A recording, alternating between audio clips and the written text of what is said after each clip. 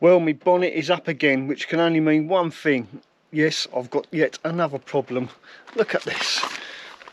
Underneath here this morning I noticed I've got some drippage here and it's pink. So this can only mean one thing. I've actually got a water leak.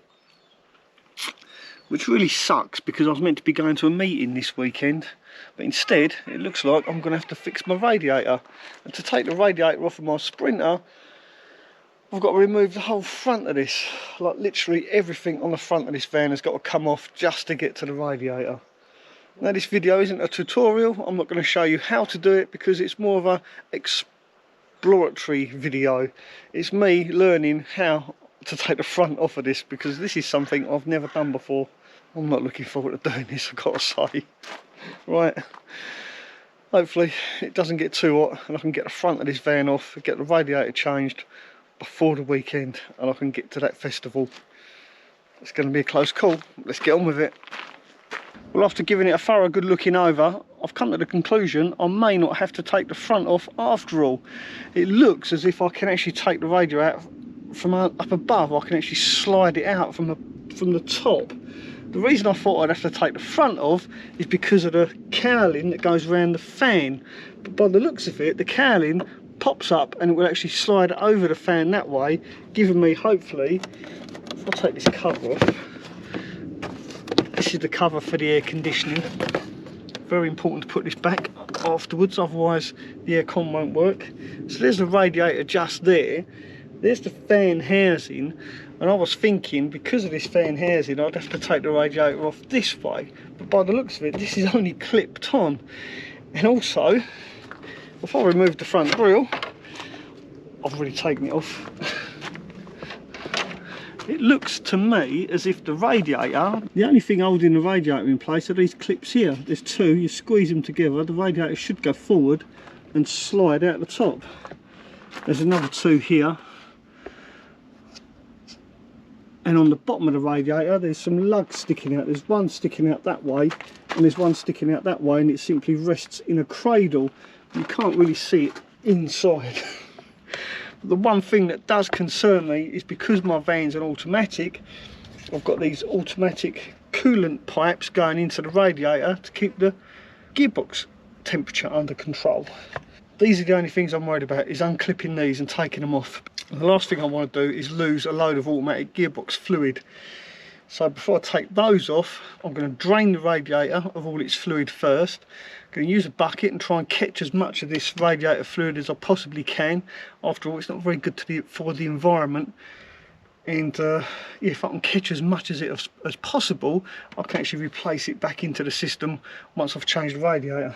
So yeah, that's my first job, drain the radiator and then start stripping it down. I think it'd be easier to remove the airbox before I do anything else. And to remove the airbox you have to undo this Jubilee clip here, take that pipe off of there, unplug these two clips, remove this jump cable here. This is if ever you get a flat you can jump your van. Pop undo these, pop that out of there and then bring it forward, releasing it off of those clips at the back on there, and that's it. Look how much more room I've got now. Right, let's get that drain plug undone.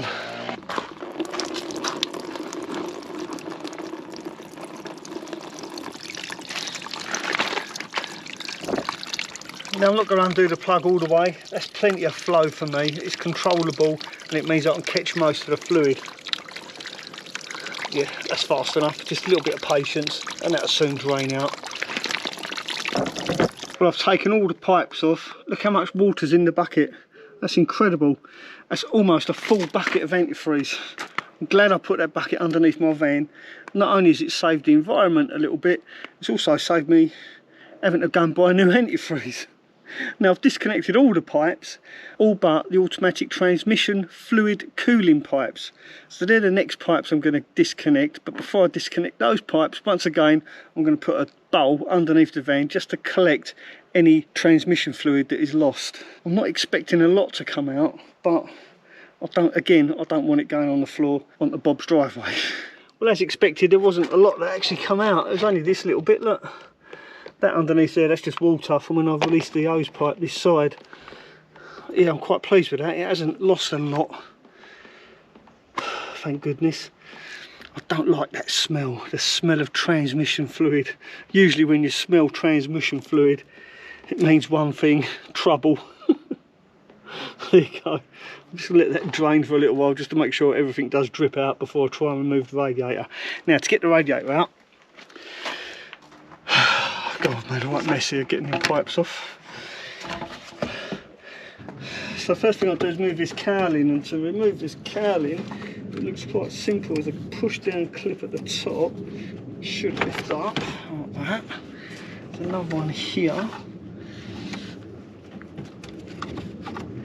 It's not going to move.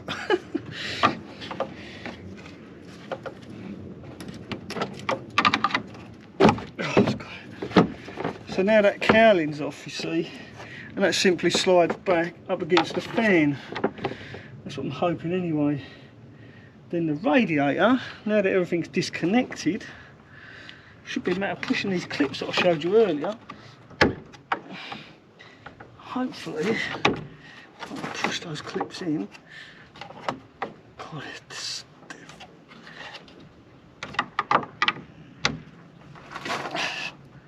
That's it. Right. I think that was the radiator then. I thought I got lucky. It can't be that loose. Oops, these tools.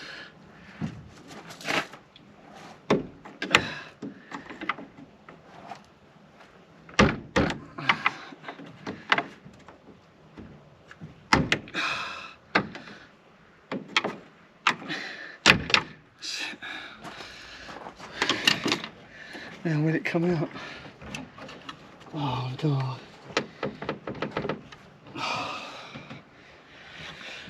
It's only fixed to the air conditioning radiator as well. It's like they're joined together. There's no way I'm taking the aircon radiator out. That would be a nightmare. There's got to be a way. There's got to be a way of doing this without taking the aircon radiator out as well. I wasn't expecting them to be joined together. Back in a minute. Well, I think it's beaten me. The weather is just far too hot now. The sun is directly on me. This just does not want to come out. There's something still holding it in place, and for the life of me, I don't know what it is. I've taken all the front off. I've taken this grille off. I do think there are some tiny little bolts up here somewhere. I can't see them. If you look at this new one, you can see these holes here. And I've got a funny feeling it's not just held in with these pins. There's actually bolts going through here and this side as well. There's a slot there. So I do believe the way it's not moving. I mean, I've got everything undone, and it's just solid. I think I've actually burnt my back when my t-shirt was riding up. The back's really sore from the sun, but it is absolutely solid in there. Look, it will not move.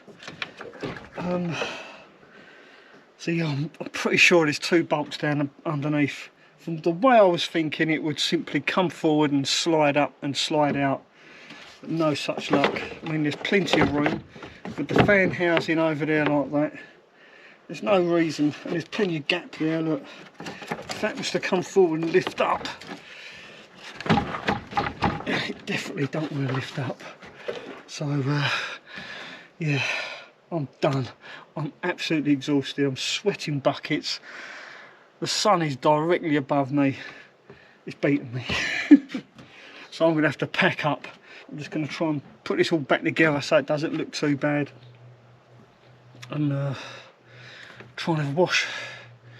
Right, see you in the morning. Well, I've been up since 6 o'clock this morning. I thought I'd get a head start of the sun. The radiator is out, despite everyone telling me you've got to take the whole front off the van to get to the radiator. It wasn't easy, but I did it nonetheless. So before we go any further, let's take a close look at how I did actually manage to get the radiator out of the van. There were a few key points that I forgot to mention because at that time I was recording, I was absolutely exhausted and I actually forgot to mention some key points. I just want to go over that quickly right now. One of those was the tool that I mentioned that I used for undoing the transmission fluid pipes, and this is the giant toothpick I was talking about, and using this I was managed to hook it underneath the C-clips in these pipes and pull it out and free these pipes, and they simply just pull out then once you've removed the clips. Those clips are these clips here. These are these small C-clips. Now talking about C-clips, the other C-clips I forgot to mention was this one, which holds the lower radiator hose into place, and that simply slides over there. Once you lift this out, you can simply pull the radiator hose out of here. Now when I put that radiator hose back in, I didn't use the clip that came with the new radiator. I used the original clip from this radiator because the newer one was a thicker gauge wire and it didn't quite clip in as nice as the original one. So for that reason I used the original clip, and I'd highly recommend you do the same. So let's talk about the bit I actually cut off of the new radiator. This is the piece I ended up cutting off, and it comes from the side here. Now if you are going to cut this off, be very careful not to encroach into this channel, because after all, water goes down here and flows through the radiator. So be very careful if you're going to cut any of this off, not to cut into this part here. I'll just hold that there. You can see that's all I cut off was that piece, but it made such a huge difference when getting the radiator back into place, which you'll see in just a moment. Also, these bolt holes at the bottom, I was absolutely right, there is 2 bolt holes and they actually hold the turbo intercooler into place. So I did need to remove these bolts before I could pull the radiator out the top of the engine bay. And again, I was absolutely right, they were accessible through the lower grille, although I did have to move the air conditioning fan up slightly to get to these 2 bolts. They were very difficult to get to, and I actually snapped this bit here trying to get those out. So yeah, they had to come undone, and I forgot to mention that later on in this video. Now talking about air conditioning, the air conditioning radiator is actually held to the main radiator by more clips. I'll just turn this around and I'll show you those clips. Now I do hope this video helps someone. And if you're enjoying it so far, don't forget to give me a thumbs up, it's very important. Now the air conditioning radiator was held to this main radiator via these clips here, pretty much in the same manner as the whole radiator is held into the van. You need to push this upper bracket here, and that allows you to lift the air conditioning radiator up about 1 inch and then pull it forward, and then it's then free from the main radiator. And by doing that, it allowed me to leave the air conditioning radiator in the vehicle. I didn't have to remove it. Right, I think that's covered all the bases. Let's carry on with the rest of this video. It wasn't easy, but I did it nonetheless. The one big problem I found was the air conditioning pipes. These pipes here that run the aircon and the aircon radiator, all the pipes going to the aircon radiator, they fall foul of these pieces of plastic down the side of the radiator here. Because of those aircon pipes are coming round, and this plastic part of the radiator is stopping it from sliding out of the van. Does that make sense? Anyway, I did actually snap a bit off of here. You can see the new one, there's the bit I snapped off. It should look like this, but it actually, and once this bit's snapped off, it come out really easy. So before I put this radiator back in, I'm going to trim all this plastic off of here because it really isn't needed, including this little lip here, because this lip, you have to tip the radiator right forward to clear another piece inside. But anyway, long story short, I'm going to cut all this plastic off just to make it that much easier to slide the radiator back into place. I did manage to break the cowling, as you can see. I wasn't having a good day and I pretty much yanked it and it snapped off. But that's alright, I've now got a modified cowling, so when I put it back together, if ever I need to get to my fan or any of my pulleys, I can easily remove my cowling now. So there you go, I've drilled 4 holes this side, 2 holes here, so it's going to be a bit like sewing it together once it's in place. I'm quite confident it'll hold position because, like I say, this piece has got these lugs which slide into position, this piece has got these 2, top and bottom, so I have absolutely no doubt that that'll be perfectly fine. So there you go, there's the bottom part here, and as predicted, it's just hanging on those hooks each side. It's quite happy just to stay there like that. I don't think that's going to go anywhere, especially when I put the cable ties around and the top piece. So we'll grab the top bit, put that in position, and then we'll put our cable ties on. So here's the top piece. Like I say, it's got these wings on it here and here, so it should just simply slide down between the pipes. With a bit of luck, trust me to put that in the way. There we go. Easy, too easy. Just got to bend it around that pipe. I should have done this and then put the pipes on. Let's do this side first. There we go. Right, that's clear. So now we've just got to clear this side.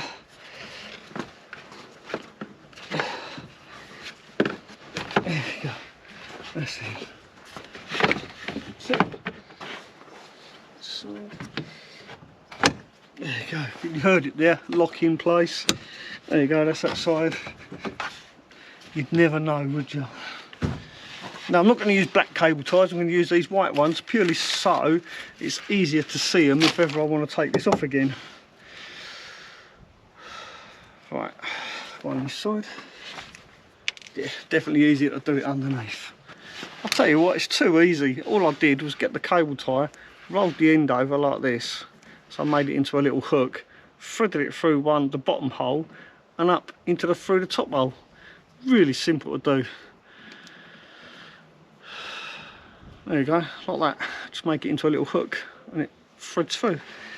I ended up just putting one cable tie each side. It was plenty. That's not going anywhere. I'm really pleased with that. And yeah, all I've got to do is put the cover on and that's it, job's done. So this is the last piece of ducting.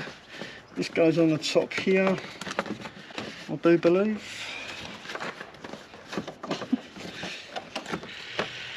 It came off, so it will go on. There we go, clips on there. Clips on there like that.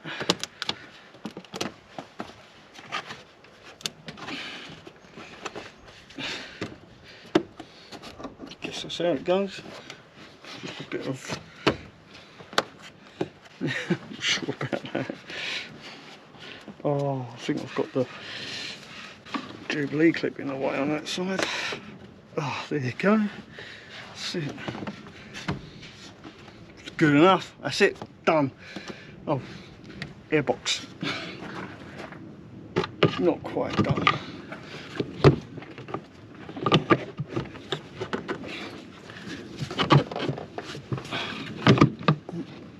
Get it in there. That's it.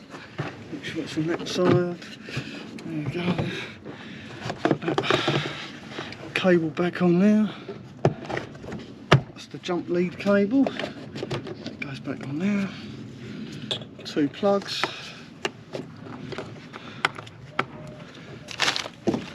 Got a screwdriver somewhere. There it is.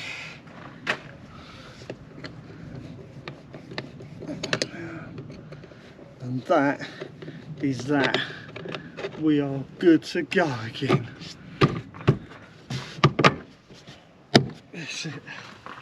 Well, I'm pleased to say Mary's running again. She's up and running, but it did start raining whilst I was putting it back together.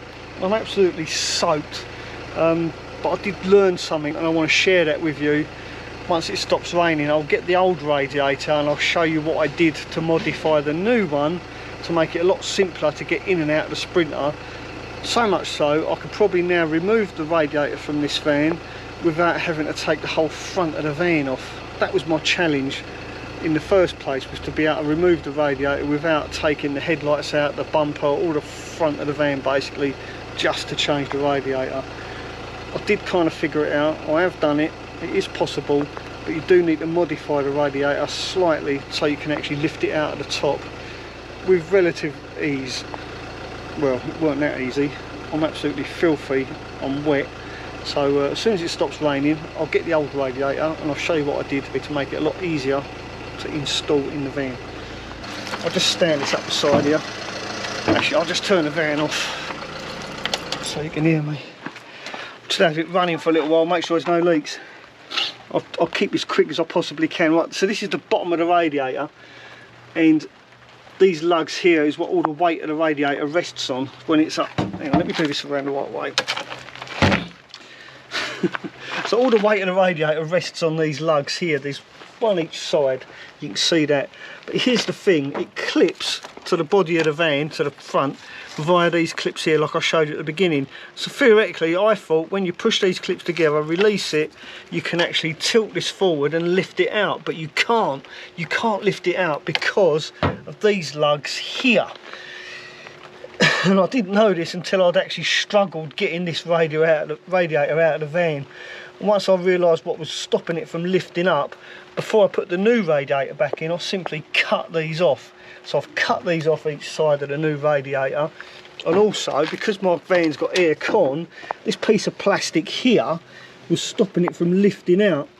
So the new radiator, I've simply cut this off along with this lug here, and I've got to say, it went back in so easy. It literally fell into place.